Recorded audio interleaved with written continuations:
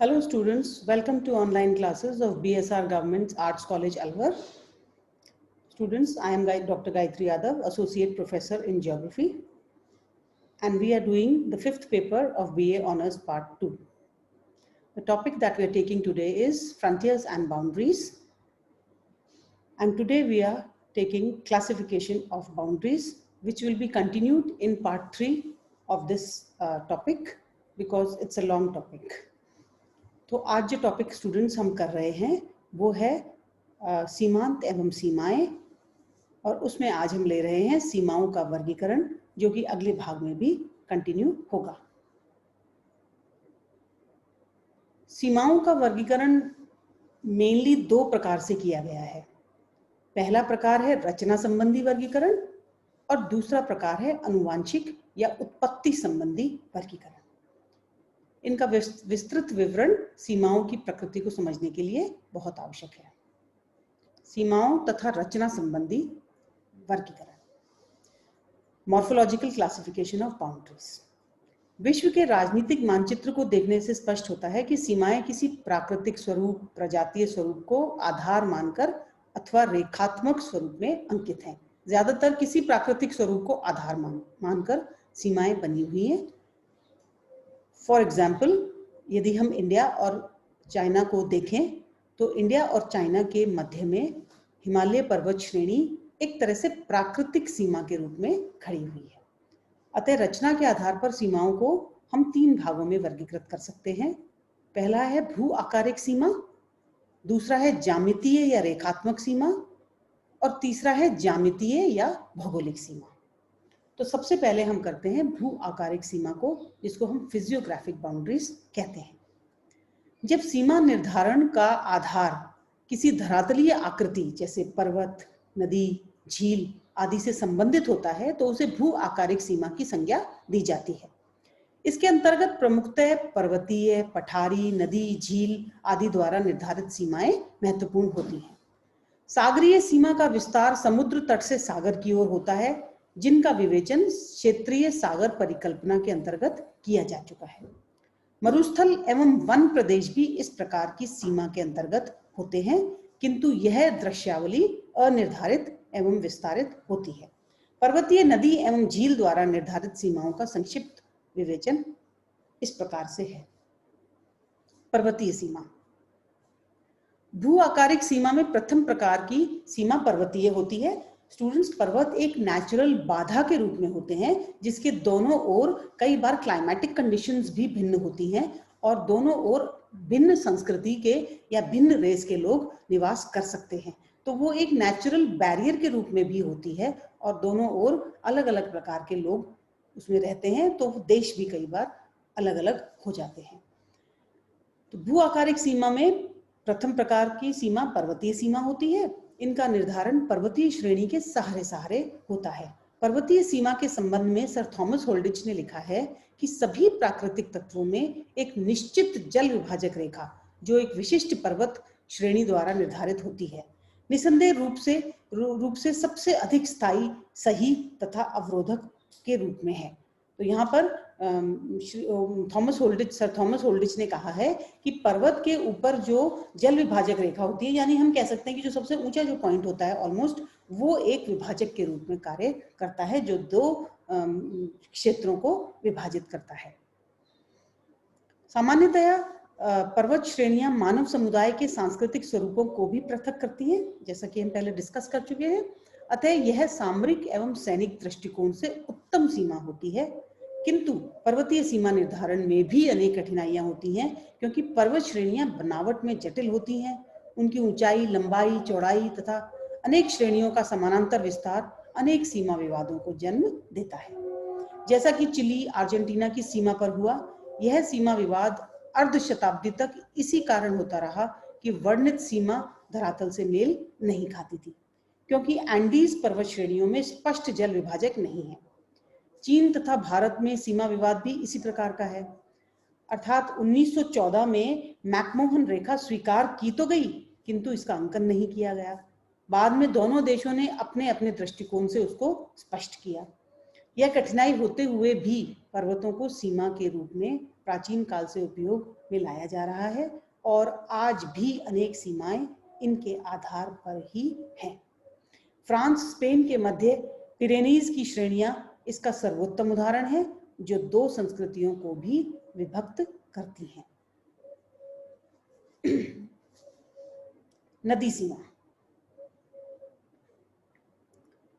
पर्वतों के समान नदियों का उपयोग भी सीमांकन के लिए प्राचीन काल से किया जाता रहा है, क्योंकि नदियां मानचित्र पर स्पष्ट अंकित होती हैं तथा नदियों की चौड़ाई भी सीमित होती है। लेकिन नदियों की चौड़ाई कम ज्यादा होती रहती है। नदियां कुछ अपना तट के ऊपर डिपोजिशन करती हैं, क्योंकि यदि हम नदियों को विभाजक रेखा के रूप में लेंगे तो बीच नदी के दोनों तटों से जो बीच की मीडियन लाइन होती है, मध्य रेखा को ही हम विभाजक के रूप में लेंगे, सीमा के रूप में लेंगे। तो यह विभाजक रेखा यहाँ वहाँ कई बार शिफ्ट करती रहती है, क्योंकि नदी अपने तटों के ऊपर डिपोजिशन करती है और कई बार नदी अपना थोड़ा सा कर्व या रास्ता बदल लेती है। नदी का उपयोग ट्रांसपोर्टेशन के लिए भी किया जाता है। तो जो भी छोटे स्टीमर या जहाज नदी के अंदर चलेंगे वो गहरे स्थानों पर चलेंगे, तो वो गहरा स्थान जरूरी नहीं है कि हरदम मीडियन लाइन ही हो। तो इस प्रकार की प्रॉब्लम्स नदी को विभाजक के रूप में मानने से आती है। नदी धरातल पर स्पष्ट दृष्टिगोचर होती हैं। विश्व में अनेक अंतर्राष्ट्रीय नदी सीमाएं हैं, जैसे संयुक्त राज्य मेक्सिको के मध्य रायो ग्रांडे नदी। इसके अतिरिक्त मेकोंग, साल्वन, कोंगो, वोल्टा, पैराग्वे, ये सभी नदियां अनेक स्थानों पर सीमा के रूप में उपयोग में ली गई हैं। नदी सीमाओं में सबसे प्रमुख समस्या अंकन की है, क्योंकि नदी की एक चौड़ाई होती है। नदी एक सिंगल रेखा के रूप में नहीं होती, उसकी एक चौड़ाई होती है। अतः नदी सीमा की संभावनाएं क्रमशः एक तट के सहारे परिवहन योग्य नदी का मध्य भाग या मध्यवर्ती रेखा है। यद्यपि प्रत्येक अवस्था में कठिनाइयां हैं। एक तट के सहारे सीमा व्यवहारिक नहीं, क्योंकि इससे जल उपयोग एक और ही सीमित हो जाएगा तथा नदियों का जल कम तथा अधिक होता रहता है। परिवहन योग्य नदी का मध्य भाग भी परिवर्तित होता रहता है। उसको निश्चित करना कठिन है, क्योंकि सबसे गहरा भाग ही परिवहन के योग्य होता है। उसके लिए यह आवश्यक नहीं कि मध्य में ही वह गहरी हो। इसलिए यदि हम मध्य रेखा को मानते हैं तो उसमें परिवहन के लिए हो सकता है कि वो सिर्फ एक ही देश के काम आए, जो दूसरा देश है उसके दूसरी तरफ उसके वो काम न आ पाए। मध्यवर्ती रेखा दोनों किनारों के समान दूरी पर स्थित होती है। यदि इस अवस्था में नदी में जल परिवहन होगा तो अंतर्राष्ट्रीय सीमा का फिर उल्लंघन होगा। इसके लिए नदी के दोनों किनारे निश्चित होना आवश्यक है, जिसमें परिवर्तन होता रहता है। वास्तव में नदी सीमाएं दोनों देशों के आपसी सहयोग से ही सफल हो सकती हैं। यदि उन दोनों के अंदर इसके थोड़ी सी दूरी को लेकर भी आपस में यदि मतभेद हुए तो यह तकरार की स्थिति उत्पन्न कर देती है। नदियां यद्यपि धरातल पर स्पष्ट रूप से अंकित होने से उत्तम सीमा मानी जाती हैं, किंतु इनके संबंध में अनेक कठिनाइयों का उल्लेख किया गया है। संयुक्त राज्य में राज्यों के मध्य अनेक विवाद नदी सीमा को लेकर हुए हैं। इसी प्रकार मेक्सिको संयुक्त राज्य के मध्य रायो ग्रांडे नदी की सीमा विवाद का ही एक कारण रही है। सीरिया इजराइल के मध्य जॉर्डन नदी के जल उपयोग की हरदम समस्या रही है। इसके अतिरिक्त नदियों के तट पर कटाव तथा जमाव की क्रिया, जलस्तर में अंतर आना, बांध बन जाने से परिवर्तन होना आदि अनेक समस्याओं का जन्म होता है। वास्तविकता यह है कि नदी एक संयुक्तक के रूप में है, न कि एक विभक्तक के रूप में। जैसा कि सीमा बनाने पर उसका स्वरूप हो जाता है, वो विभक्तक के रूप में उसका स्वरूप अलग होता है और वह मतभेद उत्पन्न कर सकता है। नदी पर्वत और नदी सीमा के बाद अब हम आते हैं झील सीमा पर। झीलों से भी सीमा निर्धारित की गई है। सामान्यतः इनमें मध्य रेखा को स्वीकार किया जाता है, जैसे कि दोनों जो विभाजक देश हैं वो दोनों इसका बेनिफिट ले सके। संयुक्त राज्य और कनाडा के बीच में जो सीमा है वो lake superior, lake यूरन, lake eerie, lake Ontario इनसे गुजरती है। इन सब की मध्य रेखा से हम ये कह सकते हैं कि इनकी अंतर्राष्ट्रीय सीमा रेखा गुजरती है। पूर्वी अफ्रीका में समझौतों द्वारा झीलों में सीमा निश्चित की गई है। झीलों की आर्थिक उपयोगिता होती है जल उपयोग, मछली पकड़ने तथा व्यापार आदि के लिए। अतः इनका विभाजन कर मानचित्र पर ही सीमांकन सामान्यतः किया जाता है और दोनों जो देश हैं दोनों तरफ वो इसका यूज कर लेते हैं। तो अब हम आते हैं प्रजातीय भौगोलिक सीमाओं पर। एंथ्रोपोजियोग्राफिक बाउंड्रीज। प्रजातीय सीमा से तात्पर्य है जिसका निर्धारण जाति, भाषा अथवा धर्म के आधार पर हो अथवा जो सांस्कृतिक वातावरण को विभक्त करती है। धर्म के आधार पर सीमा निर्धारण भारत पाकिस्तान या अरब इजराइल की सीमा से स्पष्ट होता है। राज्यों की आंतरिक सीमाएं भी इनसे प्रभावित होती हैं। जैसे भारत में राज्यों की सीमा भाषा के आधार पर निश्चित की गई है। इसी प्रकार कांगो ने अपने 20 प्रांतों की सीमा आदिवासी जातियों की पृथकता के आधार पर अंकित की है। संयुक्त राज्य अमेरिका एवं मेक्सिको की सीमा का निर्धारण भी इसी आधार पर है। कभी कभी प्रजातीय सीमाएं प्राकृतिक भू आकार से समता लिए हुए होती हैं। यदि बीच में कोई अवरोध या पर्वत या नदी आ जाए तो स्वतः ही दोनों तरफ की भाषा और संस्कृति में अंतर हो जाता है। जैसे स्पेन फ्रांस के मध्य पिरेनीज 2 प्रजातियों को भी पृथक करती है।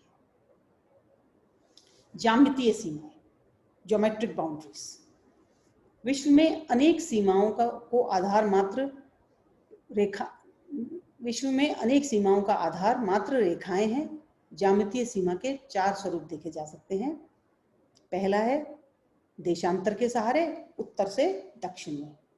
दूसरी है अक्षांश के सहारे पश्चिम से पूर्व में या पूर्व से पश्चिम में। 2 बिंदुओं के मध्य निम्नतम दूरी को मिलाने वाली रेखा।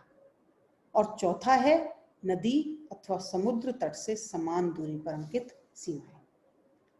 विश्व में ज्यामितीय सीमाएं अनेक हैं।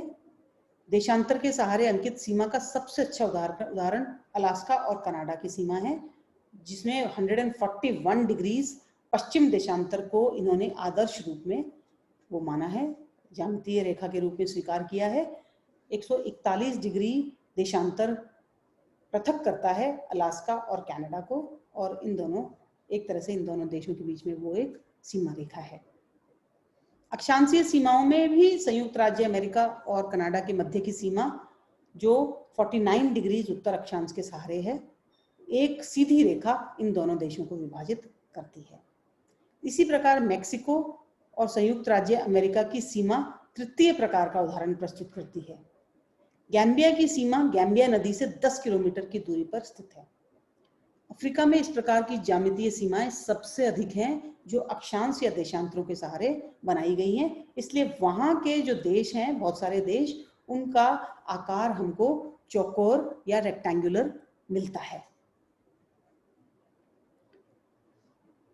अफ्रीका में इस प्रकार की सीमाओं की अधिकता का एक कारण सीमा निर्धारण की शीघ्रता एवं क्षेत्रीय ज्ञान की कमी भी रहा है, क्योंकि यहाँ की अधिकांश सीमाएं उपनिवेशिक शक्तियों द्वारा निर्धारित की गई थी।